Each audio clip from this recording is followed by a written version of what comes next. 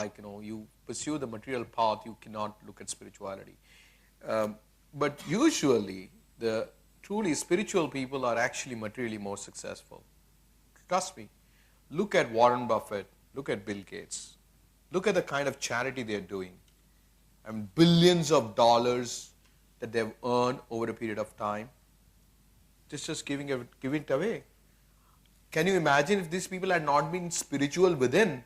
You think they would write off 90% of their wealth for charity? And that too, taking effort of traveling from one country to another and getting involved in that work. So I feel personally that if you are truly spiritual is nothing but realizing yourself and realizing there is something superior to us, what we see. If that constant realization is there, that's good enough. You may understand that part through Guruji, or somebody would understand through someone else, but it's finally, it's knowing the true self of who I am. If you know who I am, or if you constantly want to know who I am, then you, being material or making money or whatever, let's say, put it in that crude term right now, comes effortlessly. Frankly speaking, I never thought of making a lot of money. In fact, it's been always, Guruji doesn't like this word passionate. He says, if you want to be passionate about dispassion. But I somehow say, I had this passion to pursue this dream of mine and just continue doing it. The byproduct of that was 4,000 people getting employed, millions of people worldwide getting benefited, and some money also followed. Some Audi car also came in, some small little things.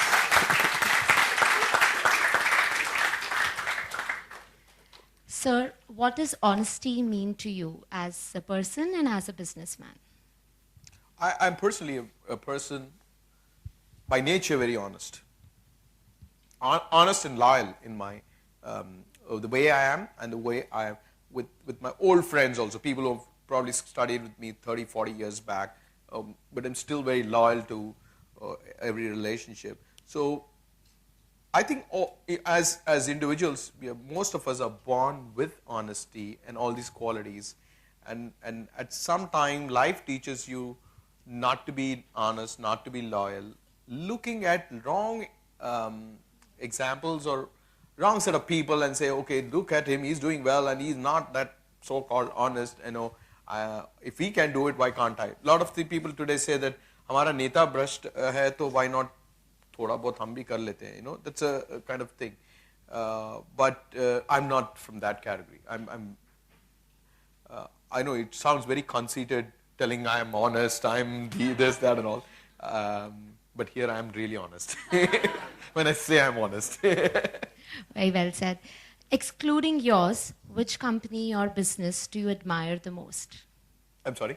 Excluding your company. Yeah, definitely Apple. Look at, you all know about Steve Jobs? Do you know about his story? Yeah? A little bit story, whatever I have heard about Steve Jobs is, Steve Jobs was, I'm taking too much of time? Okay. Steve Jobs, IPL start ho gaya hoga na?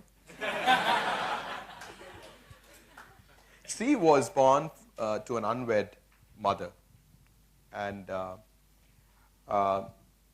mother never wanted to raise Steve, and she said, boy doesn't have father, so I would rather have him adopted by somebody. So before he was born, they kind of told us people, and then a couple came and said they will adopt. And one of the conditions Steve's mother was like, the people who adopt my kid have to be 100% graduates, both of them.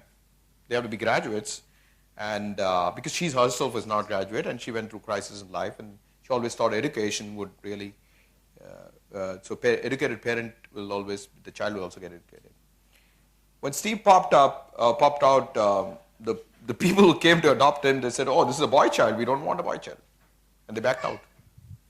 And there were two, the other couple who came to adopt Steve were not graduates.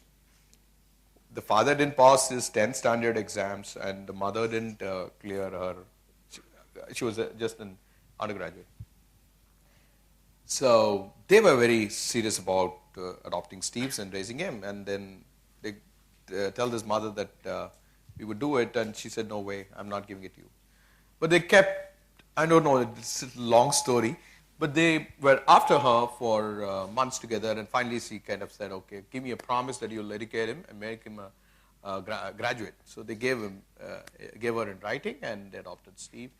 They were poor, middle class people. They kind of put all their money to send Steve to the university to become a graduate.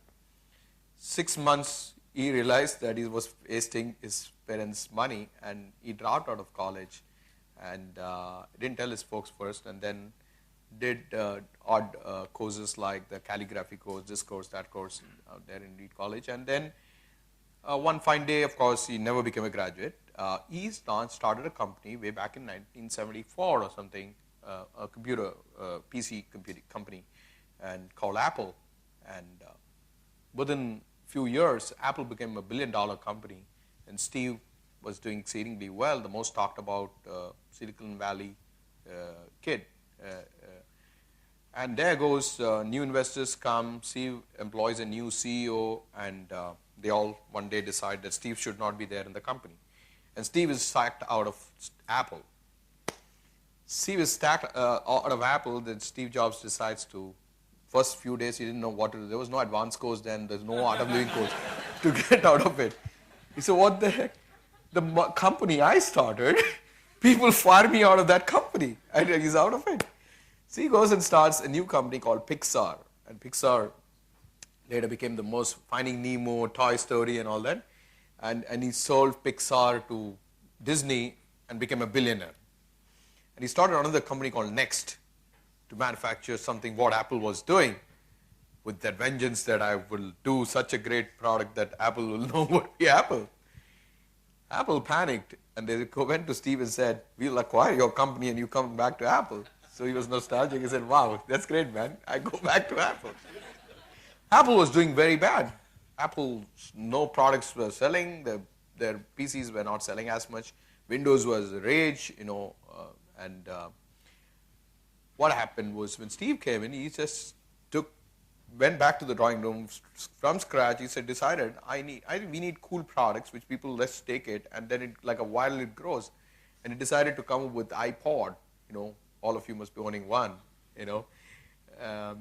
and iPod completely changed Apple to a very successful, highly profitable company. And since then, you all know the iPad and the iPhone is only I now. There's everything I. So that's a great company, but great company needs great leaders. And great company needs leaders who are creative, leaders who see things which are not there and who create it and make it really great. And so that's the thing. So Steve Jobs is a great story. And there are many Indian examples, so many of them. So Sunil Mittal of Airtel is another incredible success story. Looking back. So looking back on your extensive entrepreneurial experience, what was the most exciting part of being an entrepreneur? I mean, it's very difficult to answer these questions. Movement or which Any part? moment, yeah. See, when you're in an entrepreneurial journey, every day is interesting. Every day you come across challenges, the decision-making process.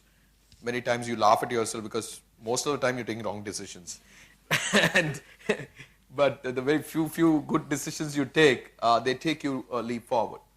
So there have been many incidences in our entrepreneurial life when we took certain decisions and we went the right way. So